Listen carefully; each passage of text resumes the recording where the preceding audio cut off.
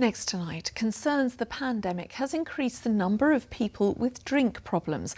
A recent survey found half of those questioned admitted they had a complicated relationship with alcohol. Among them are so-called functioning alcoholics. They're people who are still holding down day-to-day jobs and family responsibilities but have become dependent on drink. James Webster has this. An occasional drink after work, then another. Then it becomes more regular. Retired police officer David eventually realised his drinking was out of control, even though he was still able to hold down a demanding job.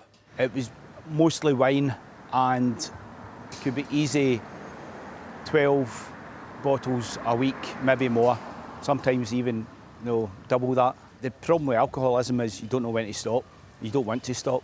But yet you were managing to carry on with everything else normal in your life. Yeah, because that's again what it does, what the disease does, is that you can function. Many elements of a functioning alcoholic's life may carry on as normal despite the drinking. But for Marcus, not his real name, his home life suffered. He was eventually kicked out by his wife when he went from an occasional beer in an evening to a full bottle of wine a night. I worked very hard. I came home, I had to reward myself, and there was the bottle of white wine, and it made me sleeping.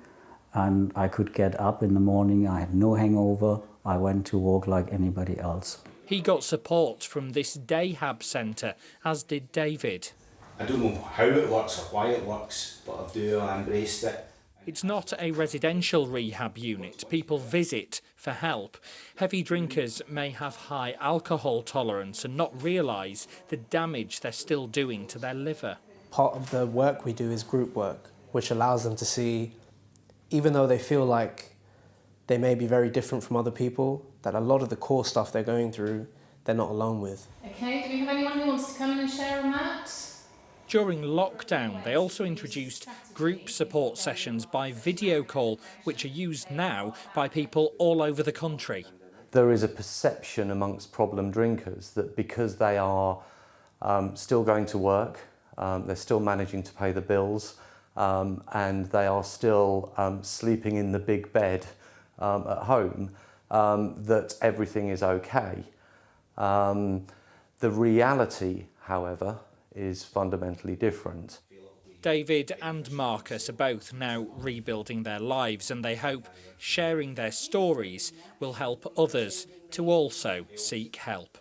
James Webster, ITV News.